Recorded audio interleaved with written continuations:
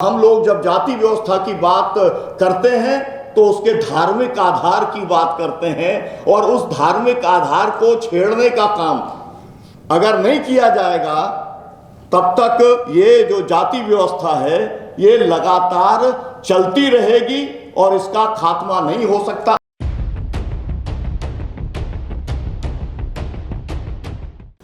सम्मानीय साथियों, बहुत बढ़िया बातचीत हुई है और जिन साथियों ने अपना मूल वक्तव्य रखा है, मुझे लगता है कि उसके ऊपर हमें चिंतन मनन करना चाहिए। टिप्पणियाँ जितनी सारी आ गई हैं उसके ऊपर सबके मन में कुछ ना कुछ विचार आया होगा, लेकिन अगर उस प्रक्रिया में जाएंगे तो बहुत ज़्यादा समय लग जाएगा। मुझे लगता है कि जो मूल समाजवादियों का जो विचार, जाति उन्मूलन का जो विचार रहा, जाति तोड़ो का जो विचार रहा, उसके ऊपर जहाँ तक समाजवादी पहुँचे, उन्होंने केवल उन जातियों को एम्पावर करने का काम, उनको एक राजनीतिक शक्ति देने का काम केवल अकेले नहीं किया, उन्हें संगठन के अंदर भी जगह दी, उनको नेतृत्व में भी स्थान दिया। मुझे लगता है कि इसी के चलते देश के अंदर दूसरी जो राजनीतिक दल हैं उनको भी, जिन हम यहाँ पर बात कर रहे हैं जिस सड़ी गली जाति व्यवस्था के विनाश की, उसके अंदर जो लोग लगे थे समाज परिवर्तन के अंदर, उनको स्थान मिला। लेकिन जितना स्थान मिला वो नाकाफी है, उसको और आगे ले जाने की जरूरत है। उसके लिए संवाद की जरूरत है। जो लोग टकराव के माध्यम से,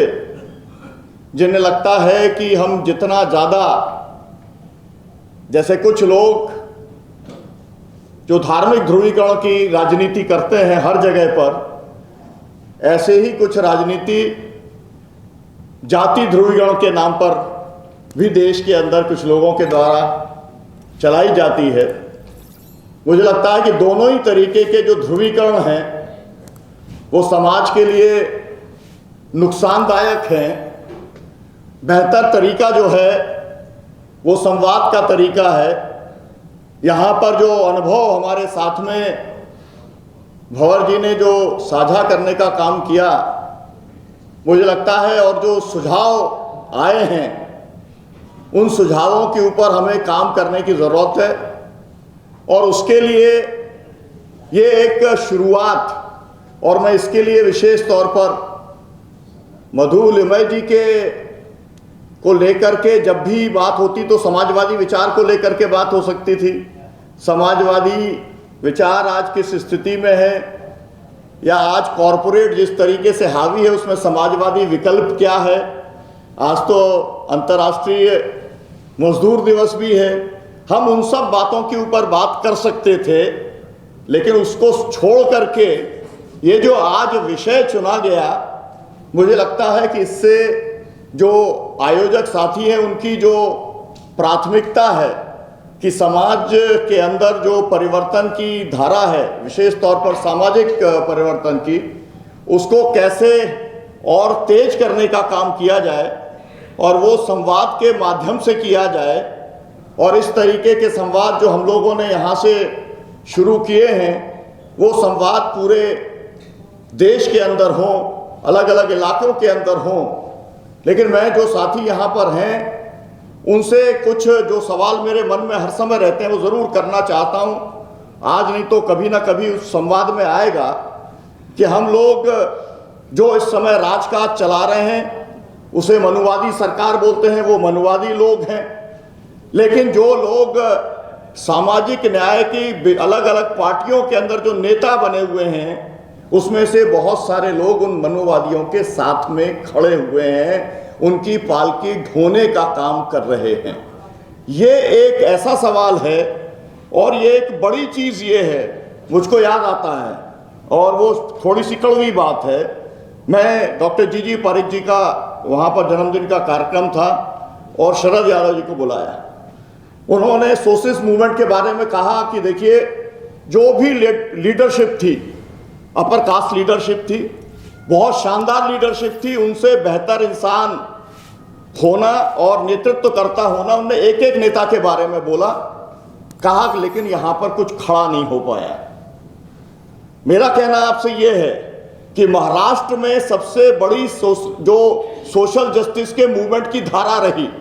मतलब हम जब भी कभी, हम लोग तो बाबा साहब के पास तो बहुत बाद में पहुंचते हैं, लेकिन हम लोग जो शुरू करते हैं वो हम अगर करें, फुले जी से हम शुरू करें, सावित्रीबाई फुले की बात करें, फातिमा शेख की बात करें, साहू जी महाराज की हम बात करें,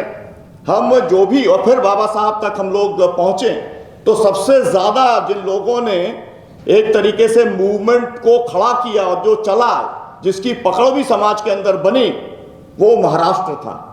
लेकिन महाराष्ट्र जो है वो मनुवादियों के कब्जे में लगभग चला गया है, ये बात एकदम स्पष्ट तौर पे दिखलाई पड़ती है। इसके साथ में एक दूसरा भी प्रक्रिया चल रही जिसका जिक्र नहीं आया। मुझे लगता है कि तमिलनाडु के अंदर जो हो रहा है उसके ऊपर बहुत ज्यादा फोकस करने की जरूरत है, क्योंकि वो नहीं आया है अभी तक की चर्चा में, तमिलनाडु का नाम भी नहीं आया है। मुझे लगता है कि वो एक सर्च लाइट के तौर पर जो है वो काम कर रहा है। मतलब जो द्रविड़ मूवमेंट जो पूरा था, और असल में तो वो एंटी ब्राह्मण पूरा मूवमेंट था, और वो एक तो वो जो ताकत थी, वो तो ताकत मनुस्मृति को जला करके या इवन धार्मिक ग्रंथों को जला करके सोशल मूवमेंट को चलाना और इस तरीके से ट्रांसफॉर्म कर देना कि कुछ भी हो जाए तमिलनाडु के अंदर, द्रविड़ जो पॉलिटिकल फोर्सेस हैं वही वहां पर राज करने वाली हैं। मतलब अभी चुनाव के नतीजे जो भी आएंगे, लेकिन एग्जिट पोल भी बता रहा है कि डीएमके ही आने वाली है, और उसने जिस किस्म का मॉडल दिया है, मैं ये चाहता हूं उसके ऊपर आप ध्यान दें। उस तरीके का मॉडल किसी दूसरे राज्य के अंदर आपको नहीं मिलेगा। सबसे बड़ी ताकत है डीएमके की, लेकिन उसने 25 पॉलिटिकल पार्टीज को उसने अपने अलायंस के अंदर जगह दी है और 70 सीटें देने का काम किया है। मतलब नीचे से भी एक ताकत है जो द्रविड़ मूवमेंट की ताकत है, और इतनी सोशल एक फोर्सेस की ताकत है कि मैं ये भी कहना चाहता हूं कि सब लोग जानते हैं कि तमिलियन ब्राह्मण्स जो हैं उनको भारतीय हिंदू जो संस्कृति है उसका भी वाहक और जो भाषाई तौर पर उसका वाहक भी माना जाता है। मतलब बहुत बड़ी ताकत है। लेकिन आज उस जो वातावरण खड़ा किया द्रविड़ मूवमेंट ने, और विशेष तौर पे पेरियार साहब का नाम लिए बिना कुछ बात आगे नहीं बढ़ सकती, उस तरीके की हैसियत, मतलब जो कि पूरे के पूरे सामाजिक सभी फोर्सेस ने उनको अपना एक लीडर के तौर पर स्वीकार किया, ऐसा नहीं बन पाया। ये रतौनिया जी के मतलब आपको वक्तव्य से ये बात साफ हो गई होगी कि उनका मतलब संविधान के रचयिता होने के बावजूद उनकी मूर्ति नहीं लगने दी जा रही है ग्वालियर के हाई कोर्ट के अंदर। अगर ऐसी स्थिति है, जबकि आपको मालूम है कि मनु की मूर्ति राजस्थान के अंदर कोर्ट के बाहर लगी हुई है, मतलब कंसेंसस, मतलब जिस एक तरीके से राष्ट्रीय ग्रंथ से पूरा देश चल रहा है उसके ऊपर भी अभी तक समाज के अंदर कंसेंसस नहीं बन पाया। लेकिन तमिलनाडु के अंदर वो कंसेंसस पॉलिटिकल लेवल के ऊपर बना है। मुझे लगता है कि हमको बहुत कुछ सीखने के लिए है, और हम लोग जब जाति व्यवस्था की बात करते हैं तो उसके धार्मिक आधार की बात करते हैं, और उस धार्मिक आधार को छेड़ने का काम अगर नहीं किया जाएगा तब तक ये जो जाति व्यवस्था है ये लगातार चलती रहेगी और इसका खात्मा नहीं हो सकता। अंतिम बात मेरी ये है कि हम लोगों को ये जो जाति उन्मूलन का जो काम है